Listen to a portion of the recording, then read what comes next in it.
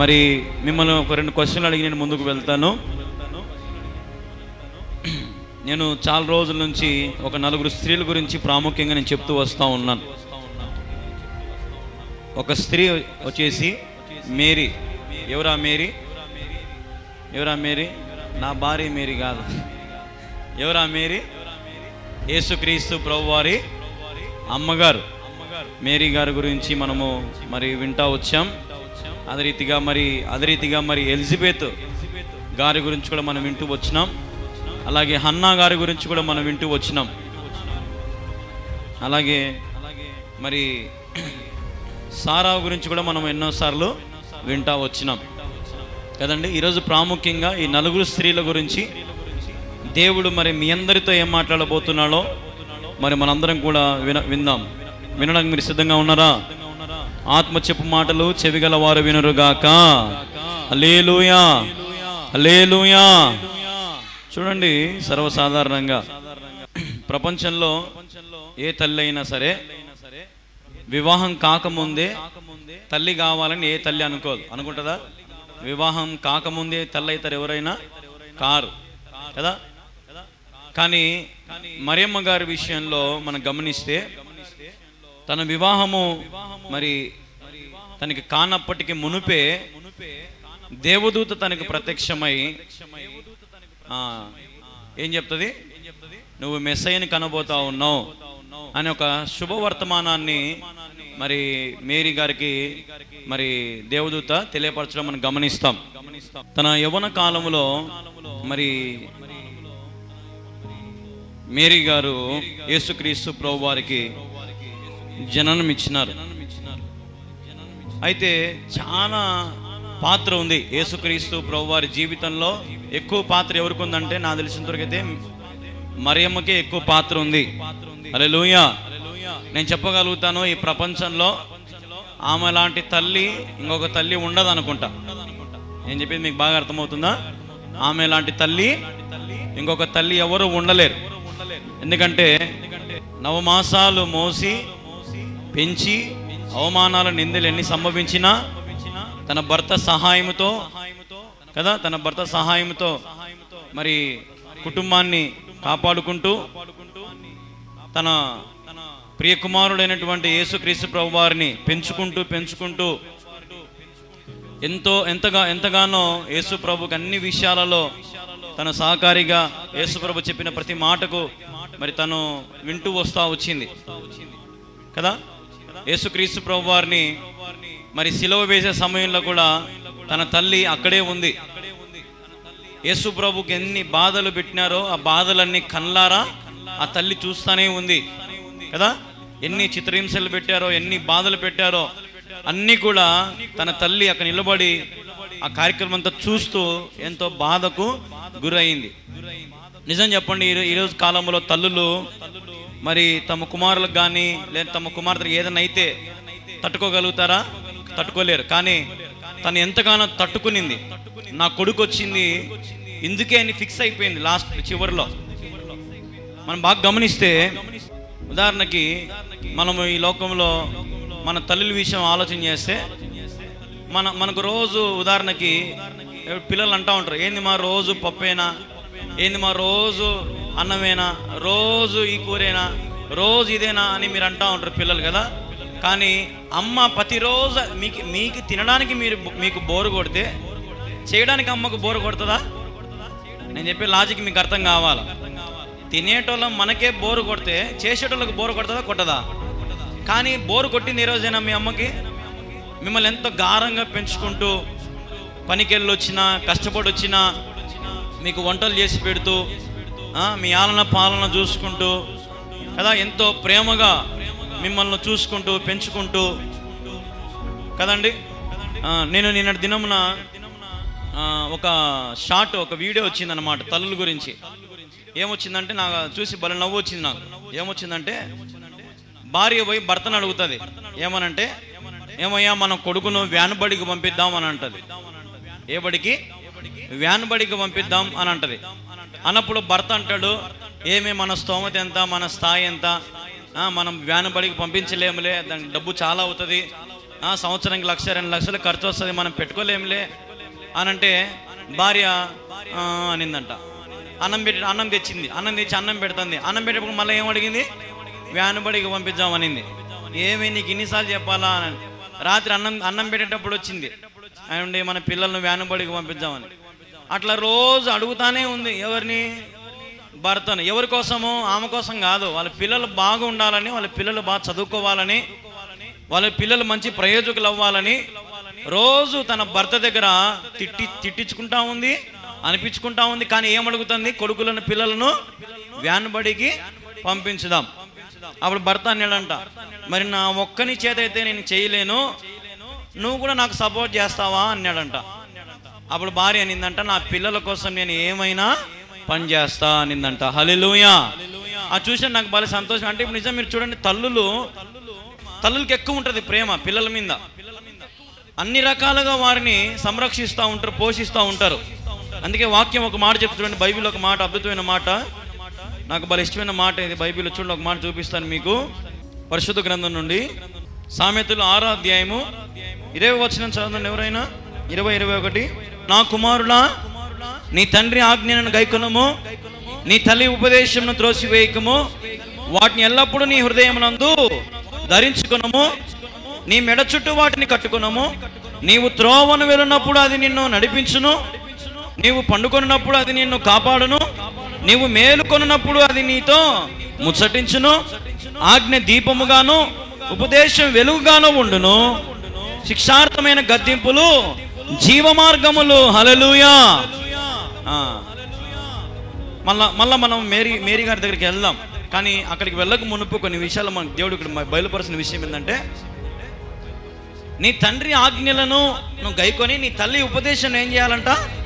త్రోసివేయకూడదంట. హల్లెలూయా. ఏం చేయకూడదంట? త్రోసివేయకూడదంట. ఎల్లప్పుడూ హృదయములో ఆ మాటలను గుర్తుపెట్టుకోవాలంట. తల్లి చెప్పే మాటలు, తల్లి చెప్పే మంచి, తల్లి చెప్పేటువంటి బాగుక్షేమములు, తల్లి చెప్పే విషయాలను హృదయంలో పెట్టుకొని వాటిని మనము అనుసరిస్తేనంట ఏం తప్పుతుందంట? శిక్షార్థమైనవన్నీ కూడా మనకు తప్పుతాయి. ఈరోజు మీరు గమనించాలా, చాలామంది మనము ఎంత పెద్దోళ్ళైనా సరే వారు ఆటోల మీద, లారీల మీద, కార్ల మీద ఒకటి రాసుకుంటారు. గమనించారు లేదో? ఏం రాసుకుంటారు చెప్పండి? మా తల్లిదండ్రుల దీవెనలతో, ఆశీస్సులతో అని రాసుకుంటారు. చూసుకోండి మీరు కదా. అంటే చాలామంది వాళ్ళ తల్లిదండ్రులు చెప్పే మాటలను జవను దాటరు. ప్రియమైన దేవుని వారలారా, అలాగే మేరీ విషయంలో కూడా మరి యేసుక్రీస్తు ప్రభువు వారు అనేకమైన సార్లు తన తల్లి ఉపదేశములు వింటూ, తల్లి మాటలు వింటూ, తల్లి ప్రార్థన జీవితాన్ని ఎంతగానో యేసుక్రీస్తు ప్రభువు వారు గమనిస్తూ వస్తూ, ఎంతో భయముతో భక్తితో ఆయన పెరుగుతూ వస్తూ, దేవుని సేవ తన మీద భారం మోయబడిందని గమనించుకొని ఎంతగానో ప్రయాసపడుతూ ఆయన ఈ లోకంలో తన జీవితాన్ని కొనసాగిస్తూ వచ్చారు. కాబట్టి నేనేం చెప్పదలుచుకున్నానంటే, ఈ రోజున మేరీ లాంటి తల్లులు ఈరోజు ఎవరు లేరు. కానీ నేనేం చెప్తానంటే, మేరీలాగా మనము జీవించగలగాల. హల్లెలూయా, హల్లెలూయా. ఈరోజు నిజం చూడండి, తన కుమారుడు చనిపోతేనే కదా మనకి ఈరోజు అందరికీ ఏం కలిగింది? పాప క్షమాపణ కలిగింది, మనందరికీ సంతోషం కలిగింది, మనందరికీ ఆనందం కలిగింది. ఓన్లీ మేరీ మాతమ్మ, అంటే మేరీ తన కుమారుణ్ణి అనుగ్రహించడం ద్వారా, ఇచ్చేయడం ద్వారా మనం నిమిత్తమై. ఉదాహరణకి చాలా మంది తల్లులు పోయి అడ్డం పడతా ఉంటారు కదా, నా కొడుకుని ఏం చేయొద్దు, నా కొడుకుని చంపొద్దు, నా కొడుకుని కొట్టొద్దు, నా కొడుకుని తిట్టొద్దని కదా. తను కూడా నిజంగా ఆ రీతిగా ముందుకు వచ్చి ఉంటే కదా ఏం జరిగేదో. కానీ తను ఇది దేవుని చిత్తం అని తాను గ్రహించగలిగింది. హల్లెలూయా, హల్లెలూయా. దేవుని చిత్తం తెలుసుకునింది, నా కుమారుడు ఈ లోకానికి వచ్చింది అందుకే అని తను గ్రహించగలిగింది. అలాగే ఇంకొక స్త్రీ కూడా మనం చూస్తాము బైబిల్లో, హన్నా ఏడుస్తూ ప్రార్థన చేసుకుంటూ దేవుని సన్నిధిలో మూలుగుతూ ఉంటే సంతానం లేక ఎంతగానో బాధపడుతూ ఉంటుంది. చాలా సంవత్సరాల నుంచి అయినప్పటికీ ఓర్పుతో, సహనముతో ప్రార్థన చేసుకుంటూ ఉంటుంది. అయితే ఒక రోజున తన ప్రార్థన దేవుడు ఆలకించి తన కన్నీరును తుడుస్తూ దేవుడు అన్నాడు, నువ్వు గర్భం ధరిస్తావు, కుమారుని కంటావు. అయితే తను కూడా కృతజ్ఞతతో తన కుమారుణ్ణి యేసుక్రీస్తు తన కుమారుణ్ణి సేవకు సమర్పించింది. అతని పేరే సమూయేలు. హల్లెలూయా. ఇశ్రాయేలీ దేశంలోనే ఒక గొప్ప ప్రవక్తగా అతను వచ్చినాడు, సమూయేలు అనే వ్యక్తి కదా. ఎవరి ద్వారా వచ్చినాడంటే హన్నా ద్వారా వచ్చినాడు. తల్లి ప్రార్థన, తల్లి యొక్క ఓపిక కుమారునికి జన్మించగలిగింది. అలాగే కుమారుణ్ణి దేవునికి అప్పగించగలిగింది. అలాగే కుమారుడు దేవుని కోసం పాటుపడగలిగినాడు. హల్లెలూయా. చూడండి, ఇక్కడ ఒక తల్లి మంచి క్రమశిక్షణతో తన కుటుంబాన్ని మరి నడిపించగలిగితే ఆ కుటుంబము చాలా అంటే చాలా వర్ధిల్లింపబడుతుందమ్మా. బైబిల్ ఒక మాట ఉంది, జ్ఞానవంతురాలు తన ఇల్లును చెప్పాలా, తన ఇల్లును మూడురాలు తన ఇంటిని ఏం చేస్తుంది, కూల్చుకుంటుంది, ఊడబెరుక్కుంటుంది. ఈరోజు స్త్రీలారా, జ్ఞానముగా మీ కుటుంబాన్ని కట్టుకోవాలి. పొదుపుతో, లేదంటే సహనముతో, లేదంటే ఓర్పుతో, లేదంటే ప్రేమతో, ఐక్యతతో, లోబడితనం, ప్రేమించే గుణం కదా, ఎన్నో ఉండాలి ఈ రోజున స్త్రీలకు.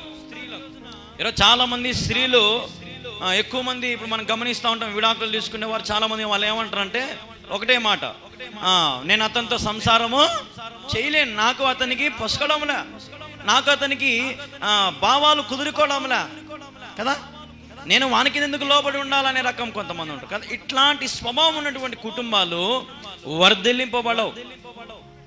వాక్యం చెప్తుంది, ఓర్పుతో సహనముతో ఉంటే దేవుడు సైతం అనుగ్రహిస్తాడు. హల్లెలూయా. దేవుడు సైతం నీ ప్రార్థన వింటాడు, నీ కుటుంబం వర్ధిల్లింపబడుతుంది. ఒకరోజంట భార్య ఎప్పుడు ప్రార్థన చేస్తుంటదంట, ఇంట్లో మోకాళ్ళు వంగి. భర్త అడిగినాడంట, ఏమని ప్రార్థన చేస్తున్నావే నువ్వు 10 సార్లు అన్నాడంట. ఏదో ఒకటి నీకు చెప్పాలన్నా అనిందంట. అట రోజు చేస్తుంటదంట. రోజు భర్త అడుగుతున్నాడంట, ఏం చేస్తున్నావు ఇంతసేపు మోకాళ్ళు వంగి, ఏమని ప్రార్థన చేస్తున్నావే చెప్పే అంట. నీకెందుకు చెప్పాలా అంటుందంట భార్య. అట్లా 5 ఏళ్ళు ఏందంట, 10 ఏళ్ళు ఏందంట. భర్తకు పచ్చగత్త వాయి వచ్చిందంట. ఏమొచ్చిందంట, పచ్చగత్త వాయి వచ్చిందంట. మళ్ళా ప్రార్థన చేస్తుందంట పోయి. అప్పుడు ఏడుచా ప్రార్థన చేస్తానిందంట. ఇప్పుడు మామూలుగా ప్రార్థన చేస్తుందంట. 10 ఏళ్ళు ఏడుచా ప్రార్థన చేసినావు కదా, ఇప్పుడేమే మామూలుగా ప్రార్థన చేస్తున్నావు అని భార్యతో అడిగినాడంట. అప్పుడు భర్తకు సమాధానం చెప్పిందంట, ఈ 10 ఏళ్ళు నీకు పచ్చగత్త వాయి రావాలని ప్రార్థన చేసినా వచ్చింది, అందుకు దేవునికి కృతజ్ఞతాస్తుతులు చెల్లించన్నా అని చెప్పి ఇప్పుడు నవ్వుతా ప్రార్థన చేస్తుందంట. అంటే ఏమని ప్రార్థన చేస్తుంది ఈ తల్లి, భర్తకు పచ్చగత్త వాయి రావాలని. ఏం రావాలని ఉంటారట భార్యలు చాలా మంది కదా. నా భర్త నాశనం అయిపోతే కానీ మా కుటుంబం బాగుపడవు, నాయన యేసయ్యా సహాయం చేయను. ఏంది, భర్తను చంపేదానికి కూడా ఎవరు సహాయం చేయాలా, దేవుడు సహాయం చేయాలి కదా. చాలా మంది ఇట్లాంటి ప్రార్థన చేస్తూ ఉంటారు దేవుని సన్నిధిలో స్త్రీలు.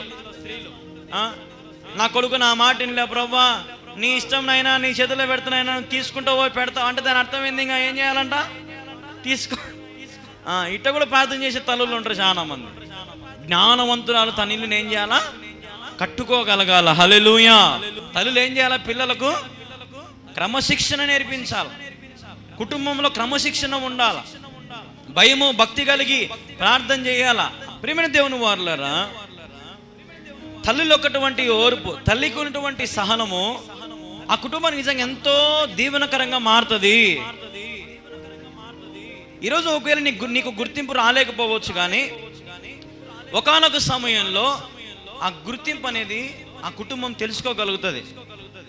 నిజమే, నేను అనుకుంటా యేసుక్రీస్తు ప్రభువారు కూడా చనిపోయే ముందర తన తల్లి ప్రేమను గుర్తించి ఏమన్నాడు, నేనా ఇట్రానైనా యోహాను, ఇదిగో ఇక మీదటి నుంచి నీ తల్లి, అమ్మ ఇదిగో ఇక మీదటి నుంచి నీ కుమారుడు. అంటే తల్లి ప్రేమ కుమారునికి చాలా అర్థమైంది.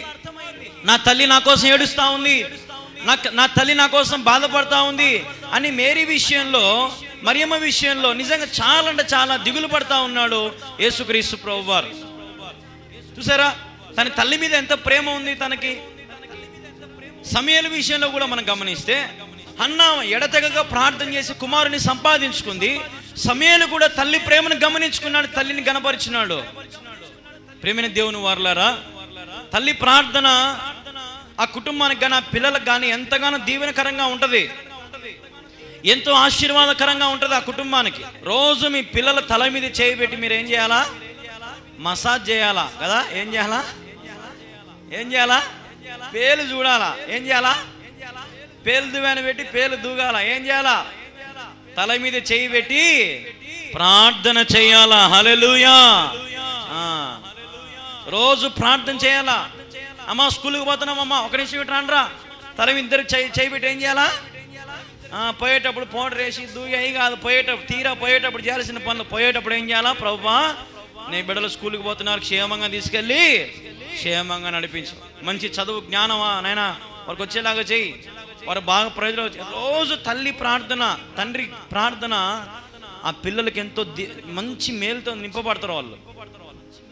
కాబట్టి ఈరోజు తల్లులారా, మీ కుటుంబాన్ని మీరు బహు జాగ్రత్తగా కట్టాలి. మీ కుటుంబాన్ని చాలా జాగ్రత్తగా జ్ఞానముతో మీరు చేయాలి. విచ్చలవిడి తనము పనికిరాదు. కుటుంబాలలో జ్ఞానంగా కుటుంబాన్ని కట్టుకోవాలి, జ్ఞానముగా కుటుంబాన్ని భద్రపరచుకోవాలి. అప్పుడు నీ ప్రేమ నీ భర్తకు అర్థమవుతుంది, నీ పిల్లలకు అర్థమవుతుంది. అప్పుడు అందరూ కూడా నేనేం చేస్తారు? ప్రేమిస్తారు. చాలా మంది ఇంటి బయట కూర్చొని, లేదంటే బయట ఎక్కడ ఇంట్లో కూర్చొని జుట్టు పీక్కుంటూ ఏడుస్తూ ఉంటారు. ఏమని? నన్ను ఎవరు కూడా ప్రేమించడంలే, నన్ను ఎవరు కూడా చూడడంలే, నన్ను ఎవరు కూడా పట్టించుకోవడంలే అని ఏడ్చేటువంటి తల్లులు చాలా మంది ఉన్నారు ఈ కాలంలో. నేను చెప్తున్నాను, మీరు పెద్దవారు తల్లులు మీరు జన్మనిచ్చినటువంటి బిడ్డలను మీరే కొడుతూ తిడుతూ ఉంటే వాళ్ళు మిమ్మల్ని ప్రేమించలేరు. మీరు ప్రేమగా మాట్లాడాలా, గద్దించేటప్పుడు గద్దించాలా, ఓదార్చేటప్పుడు ఓదార్చాలా, ధైర్యం లేనప్పుడు ఏం చెప్పాలా? ధైర్యం చెప్పాలా. అది తల్లికి ఉన్నటువంటి లక్షణాలు, ఆ లక్షణాలు ఉండాలా. చీటికి మాటికి ఒక తల్లి ఎప్పుడు బెల్ట్ తీసుకుని కొడతా ఉంటుందంట పిల్లల్ని. ఏం తీసుకొని కొడతా ఉంటుందంట? బెల్ట్ తీసుకుని కొడతానే ఉంటుందంట. ఏంది మా చిన్నదానికి కొడతావేంది మా కొడుతుందంట. మళ్ళీ ఎదురు చెప్తావు అని కొడుతుందంట, మళ్ళీ ఎదురు చెప్తావు కొడుతుందంట. అట్లా 20-30 సంవత్సరాలు కొట్టి కొట్టి కొట్టి కొట్టి పిల్లలు మొద్దులు అయిపోయినారంట. ఏమైనారంట? అమ్మ చూస్తే చాలంటే, ఇప్పుడు అమ్మని చూసి ఏమొస్తుంది? వీళ్ళకు ప్రేమ రావడంలే. అమ్మని చూస్తే ఏమొస్తుంది? భయం వస్తుంది. ఒరే రానురా నా కాడికంటే, అమ్మ రాను నువ్వు కొడతావు, నేను రాను, కొట్టండి రారా, నేను రాను. నమ్ముతారా? రావా మళ్ళా కొడతారు కొంతమంది కదా. ఈరోజు నిజంగా తల్లులు కుటుంబాన్ని ఎంత ప్రేమగా చూసుకోవాలంటే, ఎంత ఓర్పుగా చూసుకోవాలంటే, ఎంత సహనంగా చూసుకోవాలంటే, శారా విషయంలో మనం చూస్తే దాదాపుగా మరి 100 సంవత్సరాల దగ్గర తన భర్తను చూసుకుంటానే వచ్చింది. రాలేదా? చెప్పాలా? ముస్లిం ప్రాణులు వాళ్ళకి ఏం కలిగింది? గర్భఫలం కలిగింది. అంటే వాళ్ళు ముస్లింలు అయినంత వరకు కలిసి మెలిసి ఒకరి భావాలు ఒకరు పంచుకుంటూ, ఒకరినొకరు ప్రేమించుకుంటూ ఎంతగానో వారు ఉన్నారు. కాబట్టి దేవుడు వారి మొరలు విని, వారి ప్రార్థన విని, వారి వృద్ధాప్య సమయంలో వారికి దేవుడు కుమారుని అనుగ్రహించినాడు. హల్లెలూయా. ప్రియమైన దేవుని వారలారా, ఈరోజున దేవుడిచ్చే గర్భఫలం, దేవుడిచ్చిన భర్త తల్లులకి ప్రాముఖ్యంగా నేను చెప్పేది. ఈ రోజున ఈరోజు చాలా మంది పిల్లలు కూడా ఈరోజు తల్లుల దినోత్సవం ఈరోజే తల్లిదండ్రులకు ఫోన్లు చేసి ఏదో క్యాజువల్గా అమ్మ బాగున్నావా, ఏం కథ, ఎట్లుంది కాదు. వారి బాగుక్షేమాలు చూసుకుంటూ, వారిని ప్రేమగా చూసుకుంటూ, వారు తిన్నారు లేదా పట్టించుకుంటూ అటువంటి పిల్లలు ఈరోజు ఉన్నారా? ఈ రోజున ఏదో సడన్గా ప్రేమ ఒలగబోస్తూ ఉంటారు. ఒక చీర తెచ్చో, లేదంటే ఒక పూట అన్నం పెట్టో కదా, మాతో పాటు కూర్చొని తిందురా అయిపోద్దన్న అని కూర్చోపెట్టుకుని తినిపించడం, ఇవన్నీ కొద్ది రోజులే. ప్రేమైన దేవుని వారలారా, పిల్లలు తల్లిదండ్రులకు ప్రేమించాలా, తల్లిదండ్రులు పిల్లలను ప్రేమించాలా. ఇద్దరు కలిసి ఎవరిని ప్రేమించాలా? దేవుణ్ణి ప్రేమించాలా. ఆ కుటుంబంలో దేవుణ్ణి ప్రేమించాలా, నిజమైన దేవుని ఆరాధించాలి ఆ కుటుంబం. మేరీ చూడండి ఎట్లా కీర్తించిన దేవుని. ఒక మాట చూపిస్తాను మీకు. అంటే మెస్సయ్య తన కడుపులో పుడుతున్నాడని సంతోషంతో తన ఒక పాట పాడింది, అంటే ఒక కీర్తన చేసింది. చూడండి ఒకసారి ఆ మాట. లూకా సువార్త 1వ అధ్యాయము 46వ వచనం చదువుతారు ఎవరైనా? అప్పుడు మరియ ఇట్లా, నేను నా ప్రాణము ప్రభువుని గణపరచుచున్నది, ఆయన తన దాసురాలి దీన స్థితిని కటాక్షించెను, నా ఆత్మ రక్షకుడైన దేవుని యందు ఆనందించెను, సర్వశక్తిమంతుడు నాకు గొప్ప కార్యమును చేసిన గనుక ఇది మొదలుకొని చూడండి అన్ని తరముల వారును నన్ను ధన్యురాలని అందరూ. ఆయన నామము పరిశుద్ధము, ఆయనకు భయపడు వారి మీద ఆయన కనికరము తరతరములుండును.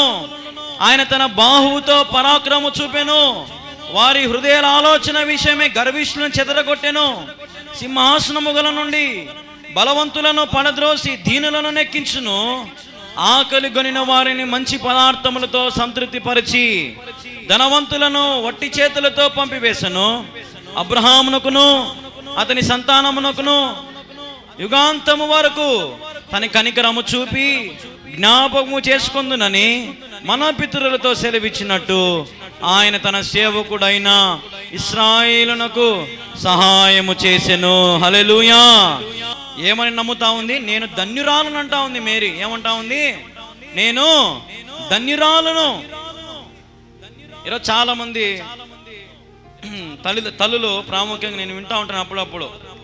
వారు మాటలు ఎట్లా మాడుతూ ఉంటారంటే, ఊరికే పెళ్లి చేసుకునే ఊరికే పిల్లలు కానీ నేను చచ్చిపోతున్నా చేసుకోలేక కదా, ఊరికే ఒంటరిగా ఉంటేనే బాగుండు, ఒంటరి జీవితమే బాగుండు కదా, అదా వాళ్ళ మాదిరి తిరుగుతున్నా, వీళ్ళ మాదిరి ఉంటున్నా, వాళ్ళ మాదిరి ఉంటున్నా కదా. అట్లాంటి మాటలు మనం ఎక్కువ వింటూ ఉంటాం. కానీ ఇక్కడ మరియమ్మ గారు అంటాం ఏమంటున్నారు? నేను ధన్యురాలని అంటారంట. ఎంతవరకు అంటారంట? అన్ని తరముల వారు అంటారంట. అంటే రేపు మన పిల్లలు కూడా ఎవరి పేరు గుర్తుంటుంది?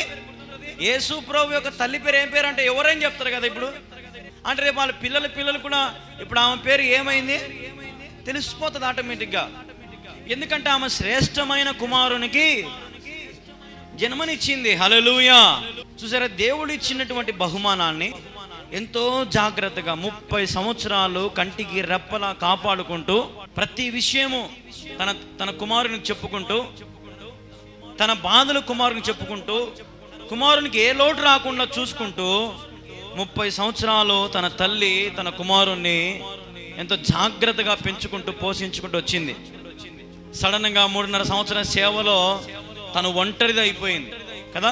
యేసు ప్రభు తన సేవలో తాను కొనసాగించుకుంటూ పోతా ఉన్నాడు. మరియమ్మ ఏమైంది? ఇప్పుడు ఎందరు ఉన్నా ఒంటరి అయిపోయింది. ఎందుకంటే దేవుడిచ్చిన కుమారుడు ఇప్పుడు తన దగ్గర లేడు. తన భర్త ద్వారా కలిగిన సంతానం ఏమో ఉంది. మీరు బాగా గమనించాలా. యేసేపు ద్వారా సంతానం కలిగింది మరియమ్మకు, తమ్ముళ్ళు ఉన్నారు యేసు ప్రభుకి. కానీ దేవుడిచ్చినటువంటి కుమారుడు లేడని ఆ బాధ తట్టుకోలేకపోయింది. యేసు ప్రభు ఎక్కడుంటే అక్కడ పరిగెత్తింది. యేసు ప్రభుకి సిలువ వేస్తున్నారని తెలుసుకొని మేఘాల పరిగెత్తుకొని వెళ్ళిపోయింది, అన్నిటిని విడిచిపెట్టి. హల్లెలూయా. కుమారుని మీద అంత పిచ్చి, కుమారుని అంత ప్రేమ, తన ఒళ్ళంత దేహము అంతా కూడా దెబ్బలతో నిండిపోయి రక్తం కారిపోతా ఉంటే ఆ తల్లి చూడలేకపోయింది. యేసు ప్రభు కూడా అంత మందిలో తన తల్లిని గుర్తించి తన తల్లి ప్రేమనకు ఏమీ అలా అర్థం కాక తన శిష్యుని పిలిచి, నా తల్లిని జాగ్రత్తగా చూసుకో. సరే, ఈరోజున ప్రియమైన దేవుని వారలారా, తల్లులు ప్రాముఖ్యంగా మీరు క్షేమంగా ఉండాలంటే మీరు అన్ని విషయాలలో కూడా దేవుణ్ణి మహింపరుస్తూ ఉండాలి. మీ కుటుంబం క్షేమంగా ఉండాలంటే ఎక్కువ ప్రార్థన గడపాల. ప్రభా, నా పిల్లల విషయంలో, నా భర్త విషయంలో, నా కుటుంబం విషయంలో, ఆర్థిక సమస్యల విషయాలలో ఎక్కువ ప్రార్థన ప్రార్థన ప్రార్థన ప్రార్థన స్త్రీలే చేయాల. భర్తలు చేయలేరు, వాళ్ళకి చేత కాదు అంత ఈజీగా.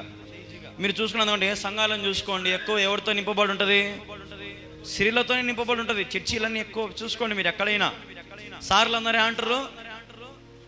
సార్లు అంతా ఇంట్లో అన్నం కోసం ఎదురు చూస్తూ ఉంటారు. ఇంకా రాలేదే, ఇంకా పాడుతూనే పోయి ఇంతసేపు పోయిందని ఎదురు చూస్తూ ఉంటారు అనమాట కదా. లేదు, మనం ఆలోచన చేయాలా. నేను చెప్తాను ధైర్యంగా, తల్లి ప్రార్థన ఆ కుటుంబానికి ఎంతో రక్షణగా ఉంటుంది. హల్లెలూయా. తల్లి దీవెన ఆ కుటుంబానికి ఎంతో రక్షణగా ఉంటుంది. మీ కుటుంబాన్ని మీరు ఓపికతో ఓర్పుతో కట్టుకుంటూ రండి, సహనముతో కట్టుకుంటూ రండి. చెదిరిపోవద్దు, రాలిపోవద్దు, మధ్యలో విడిచిపోవద్దు. ధన్యురాలుగా ఉండు, మంచి భార్యగా ఉండు, మంచి తల్లిగా ఉండు, మంచి అక్కగా ఉండు, మంచి చెల్లిగా ఉండు, లేదంటే మంచి వదినగా ఉండు, మంచి చిన్నమ్మగా. ఇట్లా నిజంగా ఆడవాళ్ళు ఎన్నో పాత్రలు పోషిస్తారు ఈ ప్రపంచంలో. ప్రతి పాత్రలో కూడా నువ్వేం చేయాలంటే న్యాయము చేయాలి అంటారు కదా. నీకు తల్లి గుణం ఉంది అని అంటారు కదా. తల్లి గుణం, ఆ తల్లి గుణం ఎవరికి రాదు, తల్లికే ఏమంటారు ఆదరిస్తుంది అనమాట. దగ్గరికి చేదరించుకుంటుంది, దగ్గరికి రండి అంటది, కౌగిలించుకుంటుంది, హత్తుకుంటుంది, ప్రేమిస్తుంది. ఒక తల్లి తన కడుపును మార్చుకునే సరే ఇంట్లో ఉండే ఆ కొంచెం బియ్యం వండి పిల్లలకు భర్తకు వండి పెట్టినటువంటి తల్లులు ఉన్నారు ఈ కాలంలో ఇంకా చాలామంది. ప్రేమైన దేవుని వారలారా, అట్లాంటి ప్రేమ మీరు కొనసాగించండి. దేవుని ప్రేమను చూపించండి. సంఘాన్ని రక్షించండి, పిల్లల్ని రక్షించుకోండి, నీ భర్తను రక్షించుకోండి. అటు కృప నా దేవుడు మీ అందరికీ దయచేయును గాక. ఆమేన్.